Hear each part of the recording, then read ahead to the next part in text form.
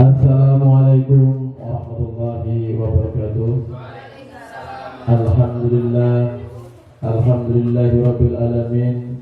Wassalatu wassalamu ala asrafil anbiya'i wal mursalin sayyidina wa maulana Muhammadin wa ala alihi wa sahbihi ajma'in, amma ba'du. Yang kami hormati Bapak Kepala SMA Unggulan Berbeda Al-Fatah Lamongan, Bapak Nur Kadim, Magister Pendidikan. Yang kami hormati Ibu Islahatul Rizkia CGP Angkatan ke-10 yang berbahagia, serta teman-teman guru yang saya banggakan. Syukur alhamdulillah pada kesempatan hari ini kita masih dikasih karunia nikmat oleh Allah Subhanahu wa taala, sehingga pada hari ini kita bisa mengikuti diseminasi budaya positif oleh Ibu Islah yang insya Allah semoga lancar pada hari ini. Keduanya semoga sholawat serta salam moga tetap terhaturkan kepada junjungan kita Nabiullah Muhammad sallallahu alaihi wasallam yang selalu memberikan kita jalan yang terang, yakni Azinul Islam. Hadirin yang berbahagia, pada kesempatan hari ini marilah kita buka acara diseminasi ini dengan pembukaan. Yang kedua adalah sambutan dari Bapak Kepala Sekolah, dan yang terakhir adalah acara inti, yakni diseminasi. Sebelum acara pada pagi hari ini kita lanjutkan, marilah kita buka dengan Ummul Quran. Semoga berjalan dengan penuh hikmah dan lancar. Liridhaillah bi syafaati Rasulullah Muhammadin sallallahu alaihi wasallam bi barakatil Fatihah.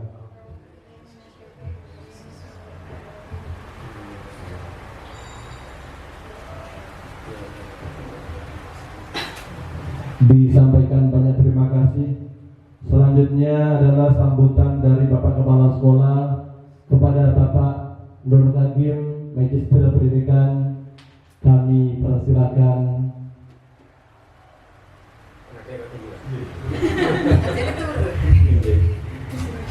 Terima kasih Mas Sugur. Bismillahirrahmanirrahim. Assalamualaikum warahmatullahi wabarakatuh. Alhamdulillah, alhamdulillahirabbil alamin. Wassalatu wassalamu ala asrofil anbiya'i wal mursalin sayyidina wa maulana Muhammadin wa ala alihi wa sahbihi ajma'in. Rabbi shrah li sadri wa yassir li amri wa hlul 'uqdatam min lisani yafqahu qawli, amma ba'du.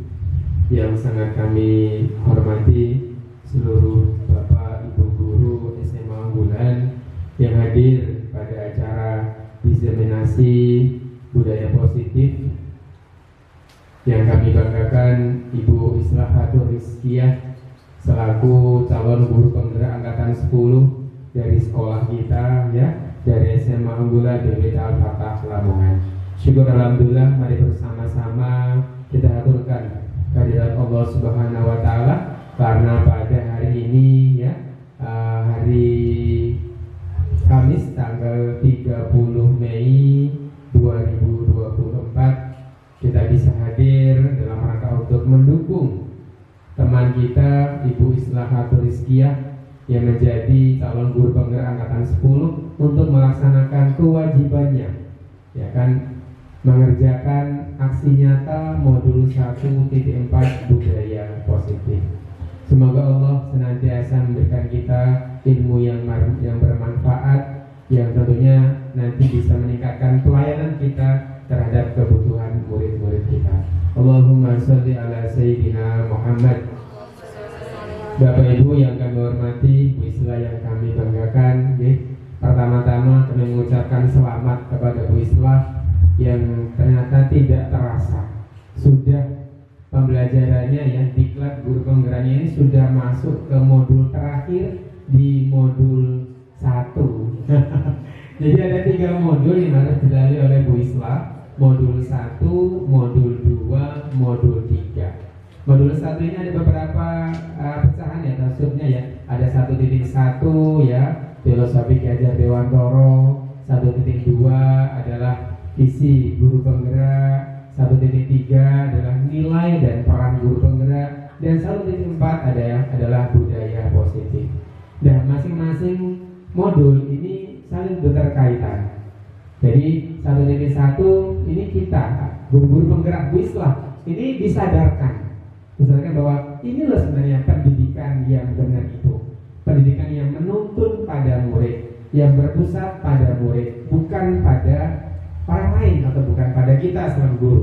Nah, kemudian Bu Islah juga diajarkan agar sebagai seorang guru, sebagai pelopor pendidikan itu harus punya visi, punya cita-cita angan-angan gitu. Mau saya apakan ke sekolah saya, mau saya apakan ke murid-murid saya ini.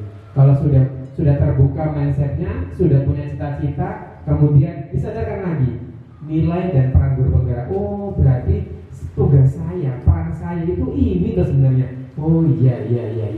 Setelah itu masuklah Bu Islah ditantang untuk menciptakan lingkungan yang positif, menciptakan budaya positif di kelasnya Bu Islah atau di lingkungan sekolahnya Bu Islah.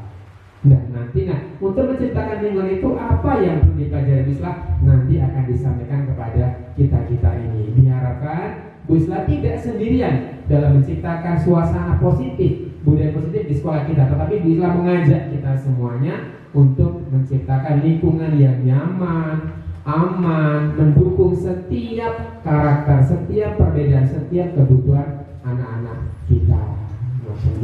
Jadi Bapak Ibu, mari bersama-sama kita ikuti kegiatan diseminasi ini.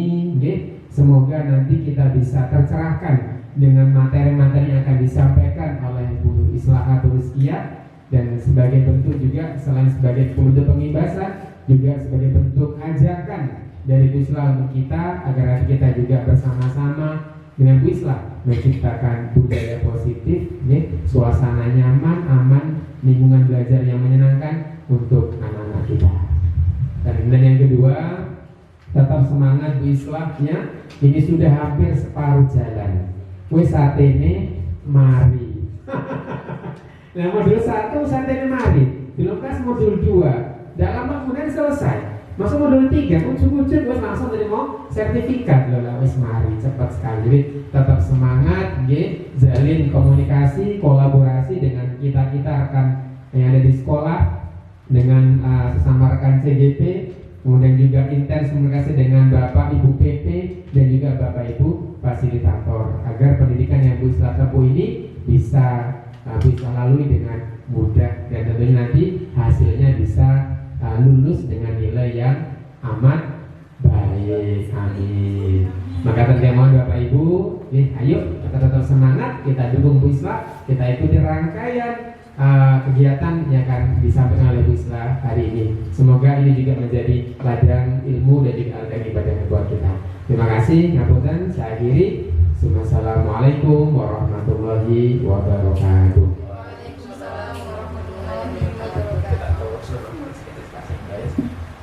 Disampaikan banyak terima kasih Bapak Kepala Sekolah kita, Bapak Nur Hakim, Magister Pendidikan. Dan selanjutnya yakni acara inti dari Ibu Islah Rizkiyah atau Bu Islah, calon guru penggerak angkatan ke-10 yang insya Allah akan lulus dalam kurun waktu 3 bulan lagi, 4 bulan lagi. Semoga lancar, semoga pembelajarannya tidak mengganggu aktivitas sekolah dan aktivitas keluarga. Sekali lagi, acara inti pada pagi hari ini yakni aksi nyata modul 1-4 diseminasi budaya positif oleh Ibu Islah Rizkiyah, calon guru penggerak angkatan 10. Kepada beliau kami persilakan.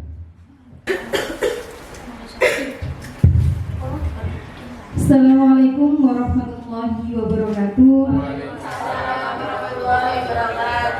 Yang kami hormati Bapak Kepala SMA Unggulan BPPT Al-Fatah, Bapak Normatif Magister Pendidikan, yang kami hormati Bapak Ibu Guru dan staf SMA Unggulan BPPT Al-Fatah Lamongan yang pada hari ini menjadi peserta diseminasi budaya positif. Puji syukur kehadirat Allah Subhanahu wa Ta'ala yang telah memberikan kita kesehatan sehingga kita masih bisa menghadiri kegiatan diseminasi budaya positif pada hari ini. Salawat serta salam semoga tetap tercurahkan kepada baginda Muhammad Sallallahu Alaihi Wasallam. Sebelum saya mulai, saya mau cek sound dulu Bapak Ibu. Semangat kita meskipun siang, tapi tadi Pak Syukur menyampaikan pagi, berarti ini memang harus selalu semangat pagi. Cek sound dulu ya Bapak Ibu. Semangat pagi. Semangat luar biasa. Lamongan bergila. SMA Unggulan BPPT Al-Fatah milik kita.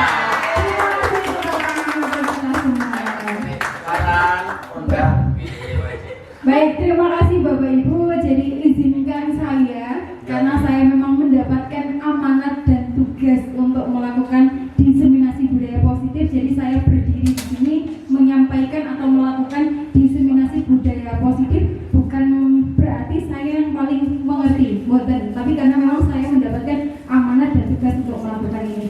Jadi mari kita belajar bersama-sama. Seperti itu ya. Oke. Baik, Bu Afita boleh minta tolong digeser slide-nya. Sebelum saya mulai masuk ke materi budaya positif, terdapat pertanyaan pemantik. Yang pertama, hukuman dapat mendisiplinkan anak.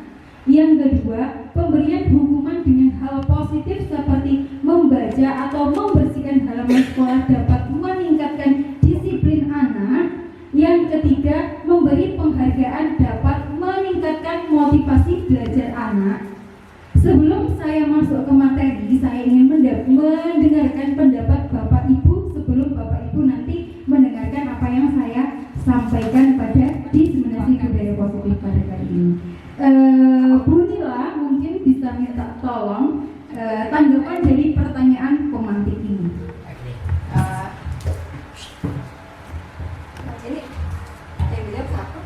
Semuanya jawaban singkat aja. Saya apakah hukuman dapat mendisiplinkan anak? Jawabannya kondisional. Pemberian hukuman dengan hal positif seperti membaca atau membersihkan halaman sekolah dapat meningkatkan disiplin anak berdasarkan pengalaman, persentasenya rendah. Memberi penghargaan dapat meningkatkan motivasi belajar anak berdasarkan pengalaman saya bisa bilang 50-50. Baik, terima kasih Bu Nila. Jadi ini jawaban dari Bu Nila. Tepuk tangan untuk Bu Nila. Baik, kita masuk ke slide selanjutnya.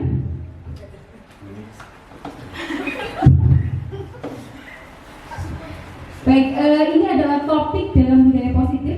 Terdapat 6 topik. Yang pertama adalah disiplin positif dan nilai-nilai kebajikan universal. Yang kedua, teori motivasi, hukuman dan penghargaan, restitusi. Yang ketiga, keyakinan kelas. Yang keempat, kebutuhan dasar manusia dan dunia berkualitas. Yang kelima, restitusi 5 posisi kontrol. Dan yang terakhir, yang keenam, restitusi segitiga restitusi. Lanjut. Yang pertama, kita akan membahas tentang disiplin positif dan nilai-nilai kebajikan universal. Lanjut. Oke, kita yang pertama kita akan melakukan kegiatan ini. Jadi terdapat 2 orang, nanti saya minta tolong Pak Syukur dan Pak Nafi. Jadi kegiatan ini adalah jadi A dan B ya. Sobeklah secari kertas kecil, tuliskan benda atau sesuatu yang sangat berharga untuk Anda letakkan di salah satu tangan dan genggam benda tersebut dengan segala daya. Buatlah sebuah kepalan.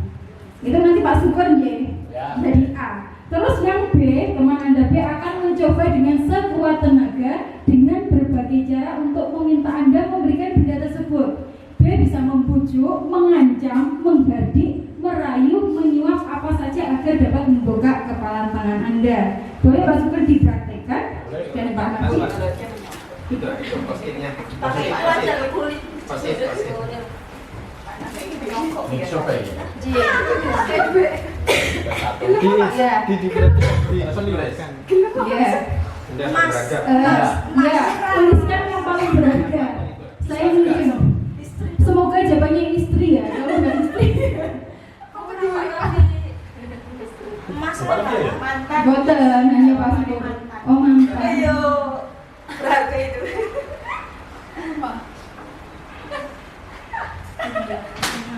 Sampun Pak Sugor, sampun digenggam, dilipat dan digenggam di tangan. Oke, bayangkan Pak Sugor itu adalah benda yang paling berharga dan Pak Nafi silakan berusaha di mana caranya entah membujuk atau mengancam sampai Pak Sugor bisa membuka kepala tangan tersebut. Pak Bagus, Pak Syukur itu apa itu? Ini Ini. barang yang paling berharga Paling berharga ya. yang saya punya. Yang punya. Iya. Istri nggak berharga berarti. Tidak. Ini. Kira-kira kalau saya minta itu boleh ya, Pak Syukur? Ini tidak boleh diminta Tidak karena boleh. ini khusus untuk saya. Untuk saya. Berharga. Kalau saya ganti Sekali. dengan jeruk, boleh? Tidak boleh. Tidak boleh, ya? Tidak boleh karena Nggak ini boleh. harta yang saya miliki. Saya tambahin kue satu, boleh? Tetap nggak mau. Nggak boleh. Oke. Kalau saya tambah 50.000, Beneran? Itu tetap juga. tetap nggak boleh. Ya. Karena ini satu-satunya barang yang berharga Yang yang akan saya berharga. bawa nantinya. Iya. Itu loh hanya sekertas, Iya. sekertas masak 50.000 nanti dapat apa ya? Dapat bakso 5 bungkus, dapat roti, dapat ini. Saya tambah lagi aku Pak Syukur ya. Boleh nggak kira-kira? Nggak boleh, itu Nggak boleh ya? Karena ini sangat berharga bagi saya untuk Nggak boleh. kedepannya. Coba sini ya Pak Syukur. Nggak Coba sini. boleh. Juga nggak akan Nggak pernah boleh. bisa membuka. Iya, nggak kuat saya. Nggak kuat karena saya Menurut miliki. Pak Syukur itu seberharga apa kok? Saya ganti dengan uang 50.000, Ini roti adalah- sama jeruk nggak boleh. Ini adalah sesuatu yang Suratnya Mas.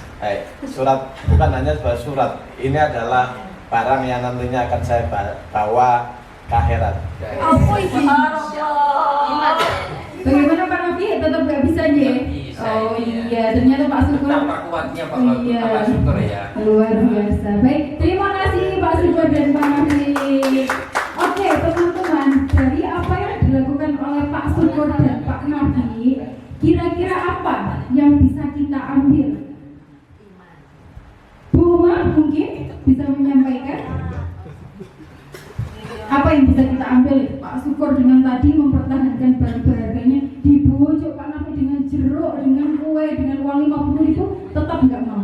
Apa yang bisa Bu Umar pahami dari apa yang dilakukan Pak Nafi dan Pak Sugor tadi? Tidak semuanya, tidak semua hal itu bisa kita Tukar bagi. bisa kita tukar, bisa kita gantikan dengan hanya sebuah diganti dengan hal lain gitu. Kalau memang itu hal yang sangat berharga, maka kita harus pertahankan. Baik, terima kasih Bu Uma. Tepuk tangan untuk Bu Uma. Oke, jadi teman-teman dari aktivitas tadi nanti akan kita bisa dapatkan sebenarnya apa sih kesimpulan dari aktivitas tadi, nanti kita akan dapatkan setelah kita membahas materi selanjutnya. Oke, next. Yang selanjutnya adalah perubahan paradigma teori kontrol atau teori pilihan ilusi kontrol menurut William Glasser. Jadi Bapak Ibu, menurut William Glasser ini meluruskan beberapa miskonsepsi tentang makna kontrol. Selama ini guru mengontrol murid. Kita menganggap bahwa guru itu mengontrol murid, tapi ternyata itu hanya ilusi. Yang kedua, ilusi bahwa kritik dan membuat orang merasa bersalah dapat menguatkan karakter. Lagi-lagi itu hanya ilusi. Yang ketiga, ilusi bahwa semua penguatan positif, efektif dan bermanfaat. Yang selama ini kita sangka memang iya, ternyata hanya ilusi. Dan yang terakhir, ilusi bahwa orang dewasa memiliki hak untuk memaksa.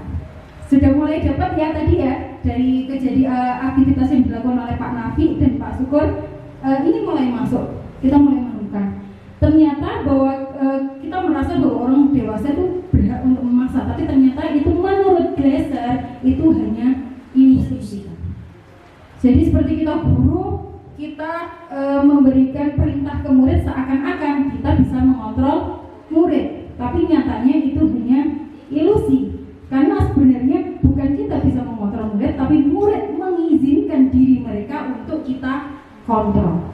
Jadi kuasa penuh ada pada diri kita sendiri. Apapun yang kita lakukan, ya kita yang punya kuasa. Itu tadi sama seperti yang dilakukan oleh Pak Syukur. Pak Nafi nggak bisa memaksa karena menggenggam tangan itu adalah kuasa yang dilakukan oleh Pak Syukur. Seperti itu. Oke, next. Perubahan paradigma stimulus respon dan teori kontrol atau teori pilihan. Jadi terdapat dua teori. Yang pertama stimulus respon atau teori kontrol atau pilihan. Menurut stimulus respon, kita mencoba mengubah orang agar berpandangan sama dengan kita, tapi berbeda dengan pandangan teori kontrol atau pilihan. Kita berusaha memahami pandangan orang lain tentang dunia. Jadi menurut teori kontrol atau pilihan nggak apa-apa kita punya pandangan orang yang berbeda dengan orang lain. Sedangkan menurut stimulus respon, kita mencoba mengubah pandangan agar kita semuanya sama. Seperti itu. Poin yang kedua, menurut stimulus respon, perilaku buruk dilihat sebagai suatu kesalahan. Berbeda dengan teori kontrol atau pilihan. Semua perilaku memiliki tujuan. Menurut stimulus respon, orang lain bisa mengontrol saya. Sedangkan menurut teori kontrol atau pilihan, hanya Anda yang bisa mengontrol diri Anda. Sangat beda sekali. Selanjutnya, stimulus respon mengatakan saya bisa mengontrol orang lain. Sedangkan teori kontrol mengatakan Anda tidak bisa mengontrol orang lain. Poin selanjutnya, dari stimulus respon, pemaksaan ada pada saat bujukan gagal. Jadi kalau bujuk gagal akhirnya dipaksa. Alhamdulillah tadi Pak Nafi tidak sampai memaksa ya yang membujuk. Sedangkan menurut teori kontrol, kolaborasi dan konsensus menciptakan pilihan-pilihan baru. Menurut stimulus respon, model berpikir menang atau kalah. Sedangkan teori kontrol mengatakan model berpikir menang-menang. Jadi tidak ada yang kalah. Oke, next selanjutnya. Apakah makna disiplin? Disiplin berasal dari bahasa Latin disiplina yang artinya belajar. Disiplin diri membuat orang menggali potensinya menuju sebuah tujuan, apa yang dia hargai. Namun dalam budaya kita, makna kata disiplin telah berubah menjadi sesuatu yang dilakukan seseorang pada orang lain untuk mendapatkan kepatuhan. Kecenderungan umum adalah menghubungkan kata disiplin dengan ketidaknyamanan, bukan dengan apa yang kita hargai atau pencapaian suatu tujuan mulia. Untuk mencapai kemerdekaan atau dalam konteks pendidikan kita saat ini, untuk menciptakan murid yang merdeka, syarat utamanya adalah harus ada disiplin yang kuat. Tapi yang perlu diingat bahwa disiplin di sini adalah disiplin diri yang memiliki motivasi internal, bukan disiplin yang akhirnya sudah berubah dikaitkan dengan hal-hal yang membuat tidak nyaman. Itu tugas kita agar mengembalikan makna disiplin kembali ke makna asalnya, yakni belajar, bukan dikaitkan dengan sesuatu yang tidak nyaman, sesuatu yang berat dan lain sebagainya. Oke, next. Selanjutnya adalah nilai-nilai kebajikan universal. Nilai-nilai kebajikan adalah sifat-sifat positif manusia yang merupakan tujuan mulia yang ingin dicapai setiap individu. Nilai-nilai tersebut bersifat universal dan lintas bahasa, suku, bangsa, agama maupun latar belakang. Setiap perilaku atau perbuatan memiliki suatu tujuan. Menurut Gleiser pada teori kontrol tahun 1984, dengan mengaitkan nilai-nilai kebajikan yang diyakini seseorang, maka motivasi intrinsnya akan terbangun sehingga menggerakkan motivasi diri dalam untuk dapat mencapai tujuan mulia yang diinginkan.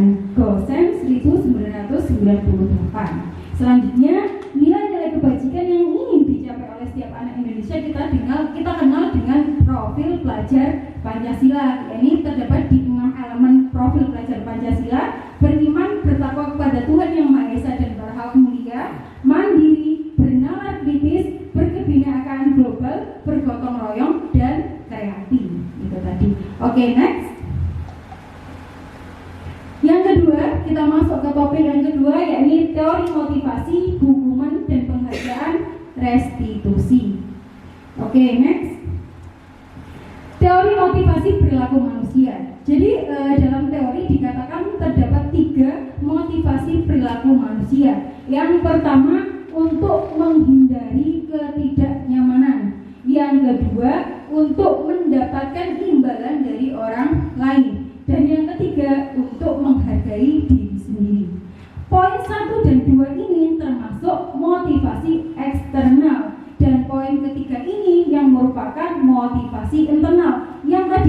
tujuan dari disiplin positif. Oke, dari melihat 3 motivasi perilaku manusia ini, kira-kira yang paling banyak kita lakukan itu di poin berapa? 1, Pak Ulan mengatakan 1. Terus ada lagi? 2. Oke, baik. Jadi memang rata-rata masih di poin 1 dan 2. Oleh karena itu sebenarnya yang paling layak kita jadikan motivasi perilaku kita adalah poin yang ketiga, untuk menghargai diri kita sendiri, bukan karena menghindari ketidaknyamanan atau karena ingin dipuji orang lain, tapi untuk diri kita sendiri. Oke, next. Oke, selanjutnya adalah pernyataan di hukum penghargaan, bahwa penghargaan berlaku sama dengan hukuman, dalam arti meminta atau membujuk seorang melakukan sesuatu untuk memenuhi suatu tujuan tertentu dari orang yang meminta atau membujuk. Dorongannya eksternal dan akan ada faktor ketergantungan. Beberapa dampak dari pemberian penghargaan. Kon 1993. Ini tadi mulai terjawab pertanyaan pemantik di awal ya. Yang kita pikir selama ini penghargaan itu bisa mendisiplinkan anak, tapi ternyata penghargaan itu juga seperti hukuman, sama efeknya juga tidak baik jika dilakukan dalam jangka panjang. Next. Selanjutnya bentuk program kebajikan atau apresiasi. Terus apa yang harus kita lakukan kalau ternyata penghargaan itu juga tidak baik ketika kita melakukannya dalam jangka yang panjang? Kita bisa menggunakan program kebajikan atau apresiasi. Dalam melakukan apresiasi kita juga ada beberapa hal yang harus kita perhatikan. Yang pertama, beri pengakuan secara khusus. Yang kedua, beri pengakuan secara pribadi. Yang ketiga, beri pengakuan kepada semua murid secara bergantian. Dan yang keempat, beri pengakuan secara konsisten. Dan yang kelima, fokus pada proses. Jadi Bapak Ibu, setiap anak kan pasti punya kelebihan masing-masing. Jadi kita bisa memberikan apresiasi sesuai dengan kelebihan anak itu tadi. Jadi semua anak berhak mendapatkan apresiasi. Baik, selanjutnya adalah contoh pengakuan atau apresiasi kebajikan. Terus bagaimana cara kita menggunakannya? Bisa kita awali dengan kalimat pembuka, lalu setelah itu diikuti oleh nilai kebajikan yang sudah dia lakukan. Misalnya, oh Mbak Afita, saya sangat menghargai kepedulianmu kemarin sudah kamu berikan ke teman-temanmu yang sedang bersedih. Misalnya seperti itu. Awal kita buka, setelah itu harus diikuti oleh nilai kebajikan yang sudah dia lakukan. Selanjutnya adalah perbedaan hukuman dan konsekuensi. Baik Bapak Ibu, di depan ini sudah terdapat beberapa pernyataan. Ada yang hukuman dan ada yang konsekuensi. Dan saya minta tolong mari kita cari bersama-sama pernyataan ini berupa hukuman atau konsekuensi. Yang pertama, mencatat 100 kali di dalam buku kalimat saya tidak akan terlambat lagi karena terlambat ke sekolah. Bu Zuni, kira-kira yang pertama ini termasuk hukuman. Oke, baik. Saya lanjut ya, nanti kita cek bersama-sama. Diingat ya jawabannya ya. Yang kedua, lari mengelilingi lapangan basket 2 kali karena terlambat hadir di sekolah merupakan hukuman. Oke. Yang ketiga, murid diminta untuk push up 15 kali karena tidak menggunakan masker ke sekolah. Bu Indah, hukuman. Oke. Selanjutnya, menggantikan kertas tugas teman yang telah dicoret-coret. Bu Mila, konsekuensi. Oke. Selanjutnya, membersihkan tumpahan air di meja tulis karena tersenggol pada saat belajar. Bu Afita, hukuman. Oke, kita cek nanti ya. Selanjutnya, murid disuruh untuk mengenakan sepatu seharian di sekolah karena tidak mengenakan sepatu hitam. Bapak Subur, hukuman. Oke. Yang terakhir, lari mengelilingi lapangan basket 2 kali karena terlambat 10 menit untuk pelajaran PJOK. Bu Ella, konsekuensi. Oke, kita cek ya. Kita cek jawaban kita masing-masing. Next. Nah, ini jawabannya. Rata-rata semuanya sudah benar ya, tapi tadi saya benarkan sedikit. Membersihkan tumpahan air di meja tulis karena tersenggol pada saat belajar. Kenapa kok konsekuensi? Yaitu karena bentuk tanggung jawab dia sudah menumpahkan air. Jadi memang itu konsekuensi. Terus ada pertanyaan, kenapa tadi yang di push up hukuman, sedangkan yang lari mengelilingi lapangan basket 2 kali merupakan konsekuensi? karena ini sesuai untuk pelajaran PJOK. Karena dia kan terlambat, jadi dia belum sempat pemanasan. Akhirnya dikasih konsekuensi bentuknya pemanasan sendiri seperti itu. Oke, selanjutnya adalah perbedaan hukuman dan konsekuensi. Yang pertama, hukuman itu sesuatu yang menyakitkan dan harus terjadi, sedangkan konsekuensi sesuatu yang harus terjadi. Ini saya next saja biar sekalian next Bu Afita. Ya, nanti saya bacakan untuk sekalian dengan restitusi ya. Sebelumnya, nah ini nanti biar sekalian perbedaan ketiga itu. Restitusi, apa sebenarnya restitusi itu? Restitusi adalah proses menciptakan kondisi bagi murid untuk memperbaiki kesalahan mereka, sehingga mereka bisa kembali pada kelompok mereka dengan karakter yang lebih kuat. Restitusi juga merupakan proses kolaboratif yang mengajarkan murid untuk mencari solusi atas masalah mereka dan membantu murid berpikir tentang orang seperti apa yang mereka ingin menjadi dan bagaimana mereka harus memperlakukan orang lain. Gosen 2004. Oke, next. Nah, ini adalah perbedaan dari hukuman, konsekuensi, restitusi. Yang pertama, hukuman itu sesuatu yang menyakitkan dan harus terjadi. Yang konsekuensi, sesuatu yang harus terjadi, meskipun itu belum tentu menyakitkan. Restitusi merupakan pilihan. Sudah terlihat perbedaannya ya. Hukuman tidak nyaman untuk murid atau anak untuk jangka waktu panjang. Konsekuensi tidak nyaman untuk murid atau anak untuk jangka pendek. Restitusi menguatkan untuk murid atau anak dalam jangka waktu panjang. Hukuman, korban mendapatkan keadilan. Konsekuensi, korban bisa diabaikan. Restitusi, korban mendapatkan ganti. Hukuman, murid atau anak akan tersakiti. Konsekuensi, murid atau anak dibuat tidak nyaman. Restitusi, murid atau anak mendapatkan penguatan. Hukuman, berlaku pasif agresif meningkat. Konsekuensi, penguatan hanya bertahan dalam waktu pendek. Restitusi, masalah terpecahkan. Hukuman, sistem tidak akan berjalan bila murid tidak takut. Konsekuensi, memerlukan monitoring dan supervisi terus-menerus dari guru. Restitusi, murid belajar bertanggung jawab untuk perilakunya. Selanjutnya, hukuman berlaku hanya pada sebuah institusi, tidak berlanjut pada kehidupan nyata. Konsekuensi, membantu menerapkan mengikuti peraturan dalam masyarakat. Restitusi, fokus pada pemecahan masalah dalam jangka waktu panjang. Hukuman, peraturannya adalah kamu harus, biasanya kita ucapkan seperti itu. Sedangkan konsekuensi biasanya dengan kalimat apa peraturannya, mampukah kamu melakukannya? Seperti itu. Selanjutnya, restitusi. Apa yang kamu yakini? Apa yang bisa kamu lakukan untuk memperbaiki masalah ini? Selanjutnya, hukuman murid atau anak membenci peraturan. Hasilnya ya ini ya.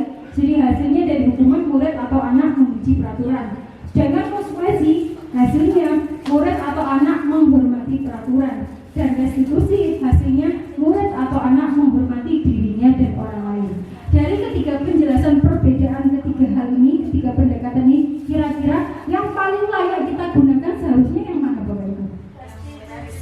Yang restitusi ya. Jadi sebenarnya ketika kita menerapkan konsekuensi itu sudah cukup baik. Tapi alangkah baiknya kita sama-sama belajar untuk bisa menerapkan restitusi. Karena itu nanti kelihatan hasilnya yang paling baik untuk anak. Jadi murid itu bisa menghormati dirinya dan juga bisa menghormati orang lain.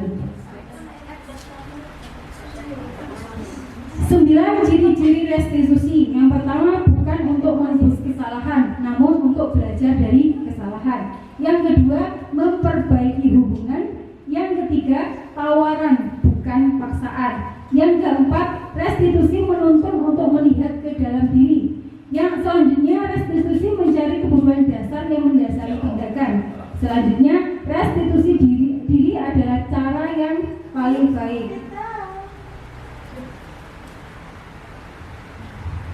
Restitusi fokus pada karakter bukan tindakan. Restitusi fokus pada solusi. Restitusi mengembalikan murid yang berbuat salah pada kelompoknya. Jadi orang anak yang salah bukan berarti harus diasingkan. Kamu salah, sudah kamu nggak ada teman, bukan seperti itu. Tapi restitusi ini membuat anak yang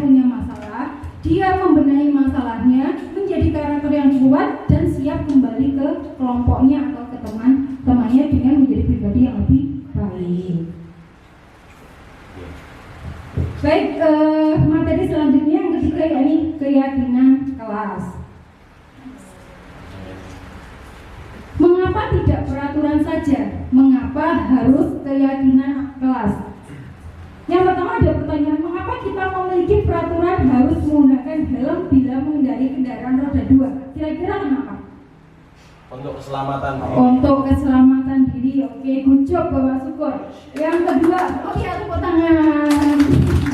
Masih melek ternyata ya. Yang pertanyaan kedua, mengapa kita memiliki peraturan harus datang tepat waktu pada saat mengikuti pelatihan?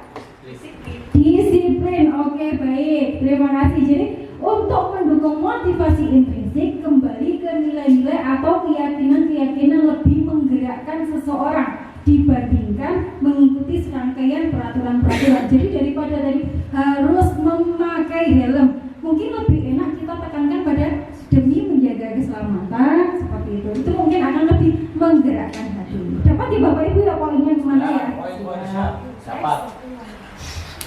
Selanjutnya ini ada beberapa pernyataan. Saya nanti kasih contoh jawab yang pertama, Bapak Ibu bisa melanjutkan jawaban selanjutnya ya. Yang pertama, selalu kembalikan buku ke tempatnya. Keyakinan kelasnya mungkin bisa bentuk dari tanggung jawab. Oke.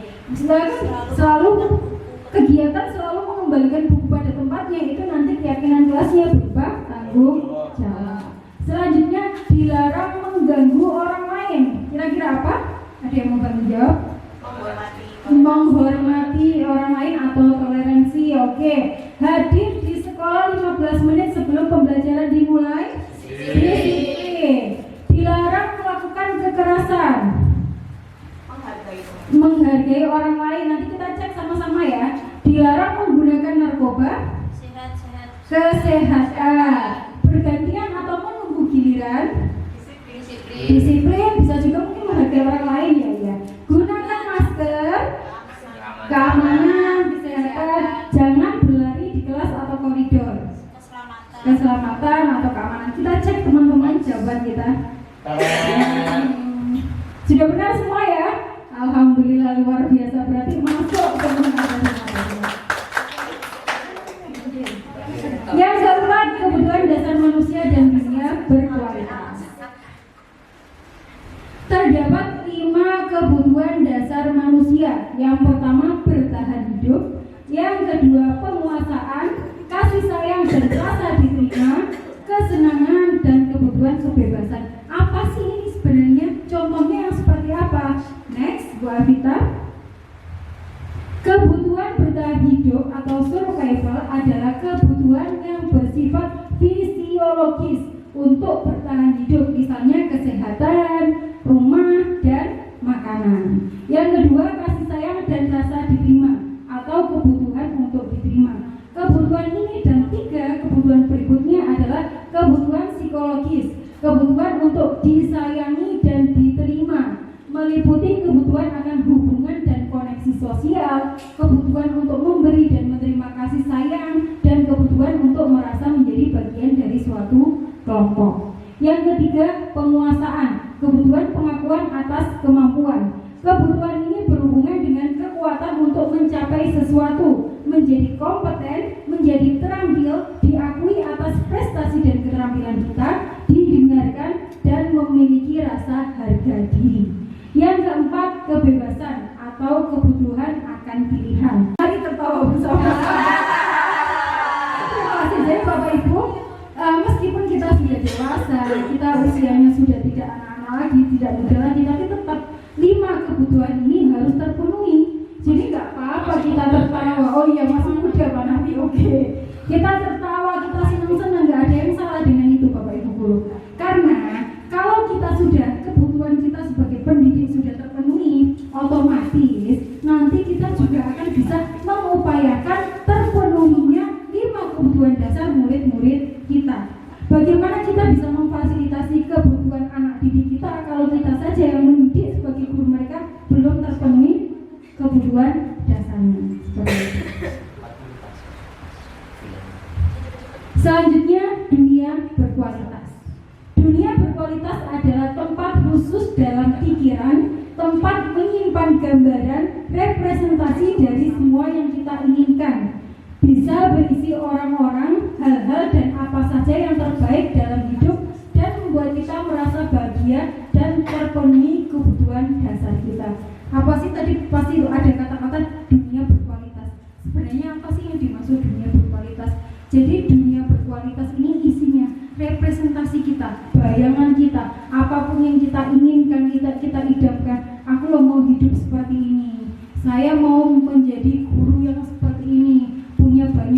kemampuan, kompeten. Saya ingin menjadi kepala sekolah. Itu dunia berkualitas kita. Jadi representasi sesuatu yang kita inginkan.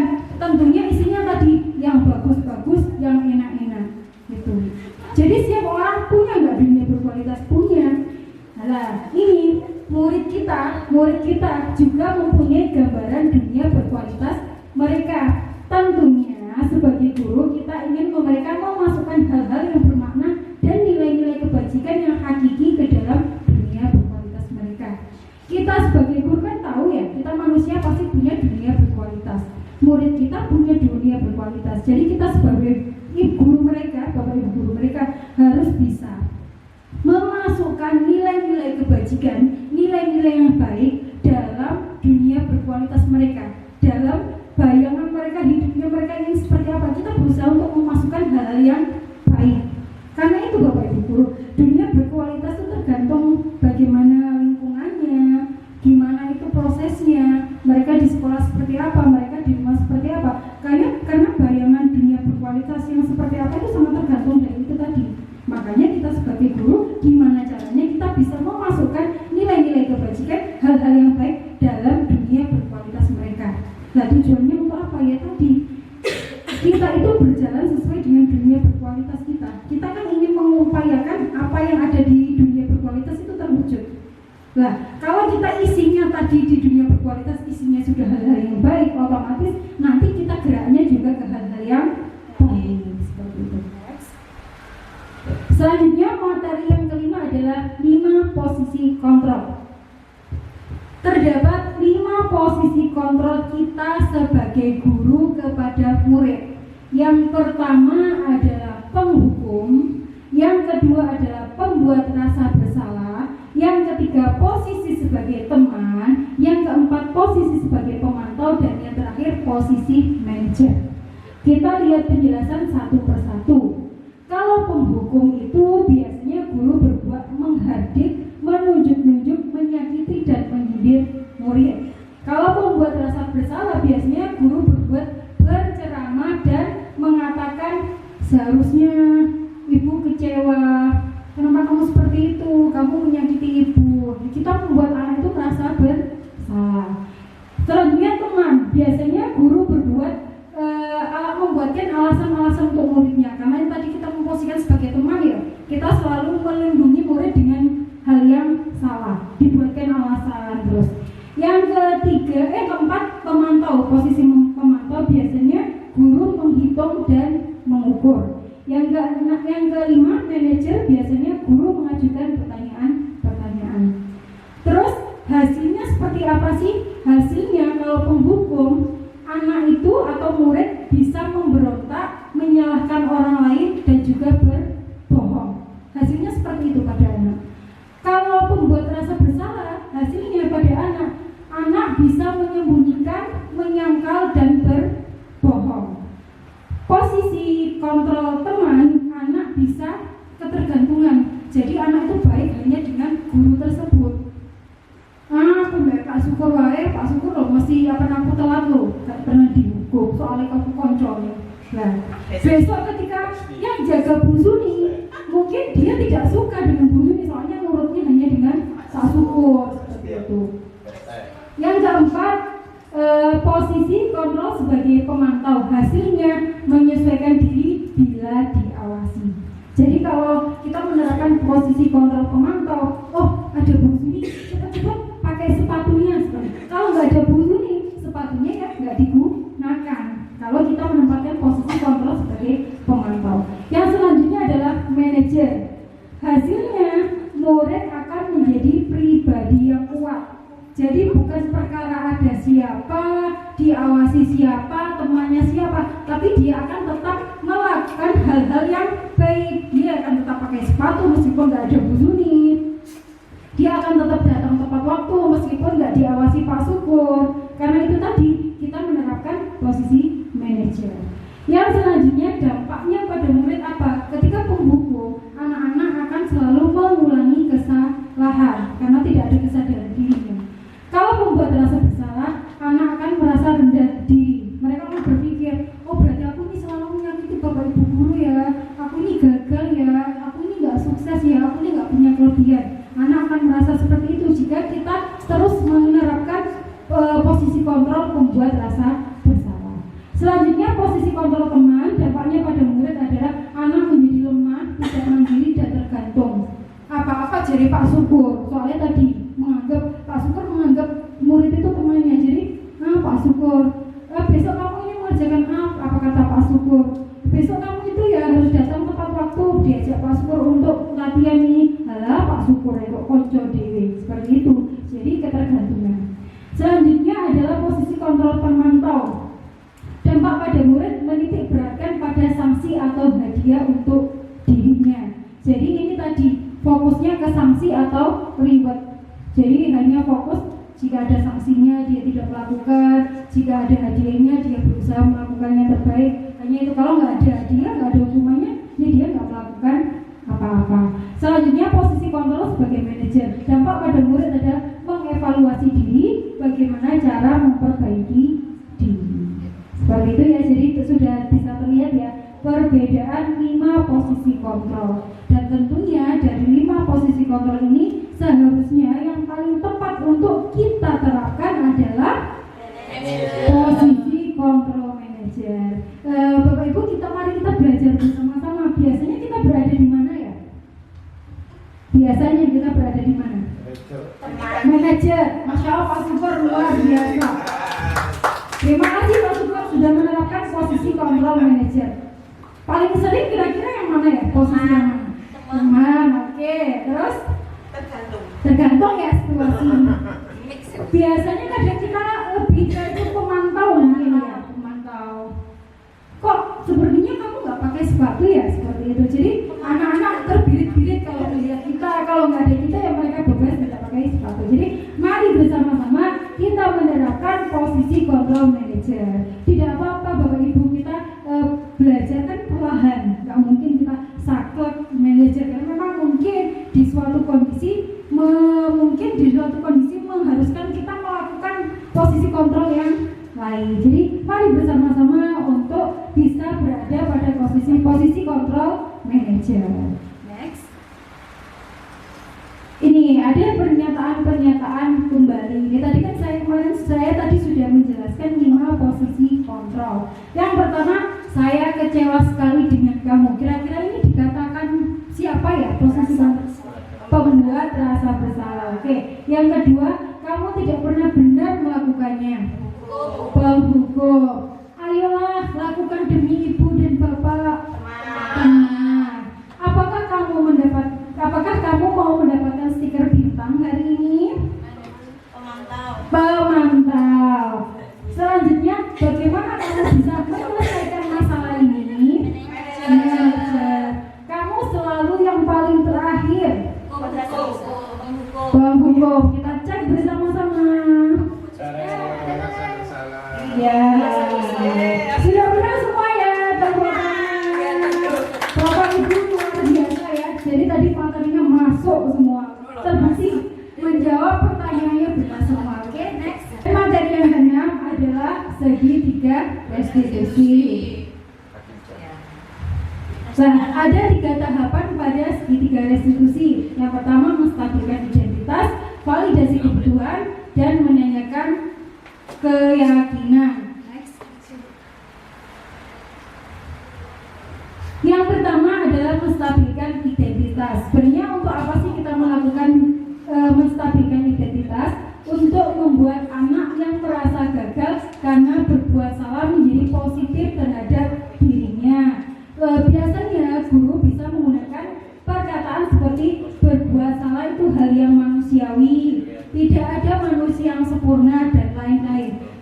Jadi kita stabilkan dulu identitasnya sebelum kita nanti masuk ke permasalahannya. Kita kasih penguatan dulu. Berbuat salah itu hal yang manusiawi, nggak apa-apa kok. Kan kamu pasti tidak sengaja melakukannya, seperti itu. Next. Langkah yang kedua adalah memvalidasi kesalahan dan kebutuhan. Setelah kita stabilkan identitasnya, kita masuk ke tindakan validasi kesalahan dan kebutuhan. Hal ini membantu murid mengenali basic need atau kebutuhan dasar yang ingin dipenuhinya ketika melakukan kesalahan itu. Pada dasarnya, setiap tindakan manusia tujuannya adalah untuk untuk memenuhi kebutuhan dasar. Jadi sebenarnya Bapak Ibu, apapun yang kita lakukan itu tujuannya memang untuk memenuhi kebutuhan dasar. Itu nggak bisa kita pungkiri. Kita belajar, kita melakukan sesuatu, kita ikut program ini, program itu, ya untuk apa? Untuk kebutuhan dasar penguasaan kita. Karena kita butuh mempunyai kompetensi dan lain-lain. Jadi apa yang kita lakukan itu untuk memenuhi kebutuhan dasar yang ada di iman itu tadi. Biasanya dalam tindakan ini, dalam langkah ini, guru bisa berkata, kamu bisa saja kan melakukan hal yang lebih buruk, tapi kamu tidak melakukannya kan? Atau kamu pasti punya alasan kenapa melakukannya dan lain-lain. Selanjutnya, yang ketiga adalah langkah menanyakan keyakinan kelas atau sekolah. Hal ini pada tahap ini anak akan melihat kesalahannya dihubungkan dengan norma sosial dan nilai-nilai yang mendasari manusia berinteraksi dengan orang lain yang sudah disepakati di kelas atau di sekolah. Jadi pada tahap ini kita mulai menanyakan keyakinan kelas. Kan kita sudah stabilkan identitasnya, kita sudah memvalidasi tindakan salah dan kebutuhannya. Terus terakhir kita menanyakan keyakinan. Oke, kamu tadi berbuat seperti itu. Tapi kira-kira kalau menurut keyakinan kamu seperti apa ya seharusnya? Misalnya ada anak terlambat, misalnya kita angkat kasus terlambat ya, kita stabilkan dulu identitasnya. Oke, nggak apa-apa, semua pasti pernah berbuat salah, nggak apa-apa. Terus kita ke validasi tindakan. Sebenarnya kenapa kok kamu bisa terlambat? Setelah dia menceritakan kenapa dia terlambat, kita ke langkah selanjutnya menanyakan keyakinan kelas. Seharusnya keyakinan kelasmu bagaimana, nak? Oh, seharusnya saya harus datang tepat waktu.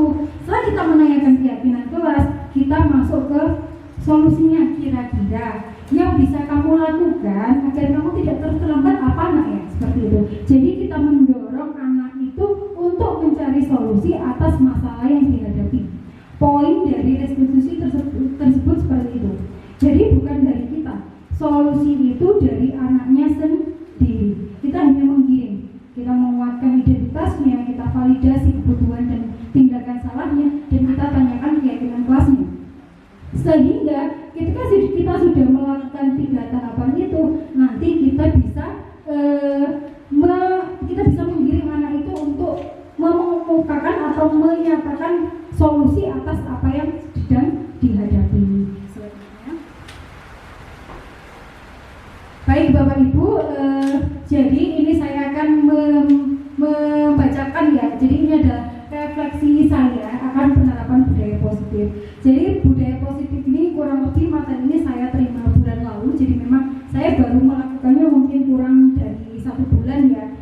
Jadi inilah refleksi saya. Yang pertama, saya merasa bahwa penerapan budaya positif di kelas saya masih belum maksimal dikarenakan waktu yang masih sangat pendek, kurang dari 1 bulan. Oleh karena itu, seiring dengan berjalannya waktu di semester genap ini, saya dan anak-anak sudah berkomitmen untuk sama-sama berusaha menjalankan budaya positif. Yang kedua, budaya positif menurut saya harus kita terapkan di kelas dan di sekolah kita. Selanjutnya, metode restitusi menurut saya sangat layak kita coba sebagai alternatif metode yang kita gunakan dalam menghadapi murid kita yang masih melakukan pelanggaran. Dan ini adalah refleksi saya setelah saya menerapkan budaya positif dalam kurun waktu kurang dari 1 bulan. Selanjutnya, rencana perbaikan saya akan penerapan budaya positif. Yang pertama, mendampingi restitusi yang sudah dibuat oleh anak-anak bermasalah. Kemarin saya sudah sempat melakukan restitusi dengan beberapa anak. Jadi saya akan melakukan pendampingan agar restitusi mereka itu tetap dilakukan. Yang kedua, memberikan lebih banyak apresiasi kepada setiap individu di kelas sekecil apapun pencapaiannya. Yang ketiga, secara berkala mungkin 1 bulan sekali saya akan melakukan refleksi pelaksanaan budaya positif di kelas bersama anak-anak. Selanjutnya, evaluasi keyakinan kelas dan pelaksanaannya di akhir semester genap ini. Selanjutnya, memperbaiki, menambahkan ataupun mengurangi nilai-nilai kebajikan yang menjadi dasar keyakinan kelas sesuai dengan yang disepakati dengan murid.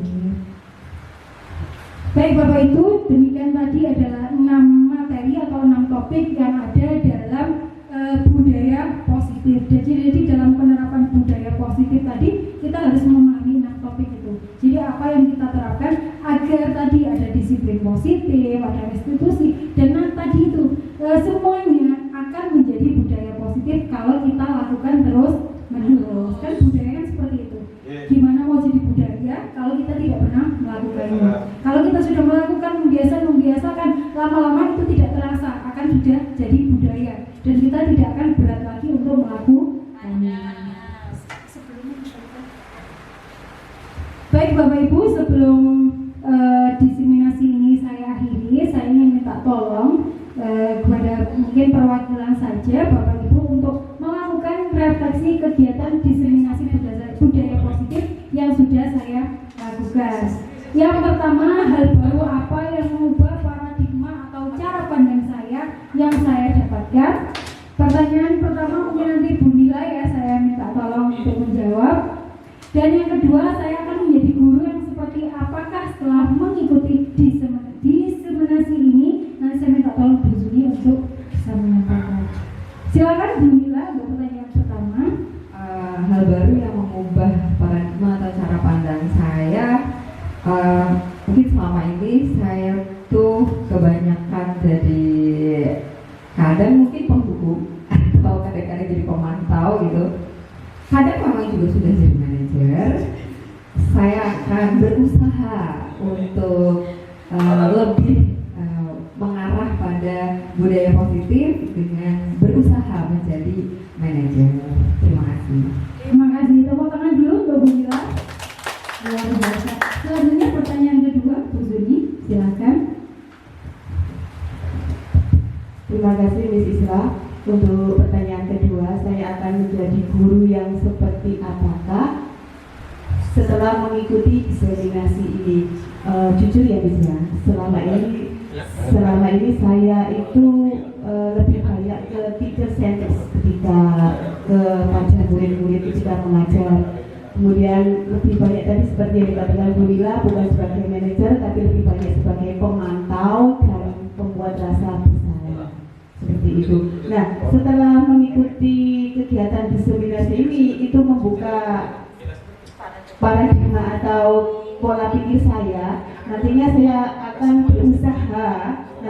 berusaha untuk tidak menjadi teacher center lagi, tidak menjadi guru pemantau atau pembuat rasa bersalah, tapi akan berusaha menjadi fasilitator bagi murid seperti itu. Ya, seperti itu Miss. Mungkin itu cita-cita saya setelah mengikuti kegiatan diseminasi ini. Terima kasih. Terima kasih Bu. Semoga ini bisa tercapai. Demikian Bapak Ibu kegiatan diseminasi yang budaya positif yang saya lakukan pada siang hari ini. Intinya mari belajar bersama-sama menerapkan hal-hal baik tadi agar nanti suatu saat bisa menjadi budaya positif di lingkungan sekolah kita. Kurang lebihnya mohon maaf bila ada salah-salah kata. Saya akhiri. Assalamualaikum warahmatullahi wabarakatuh. Semangat pagi.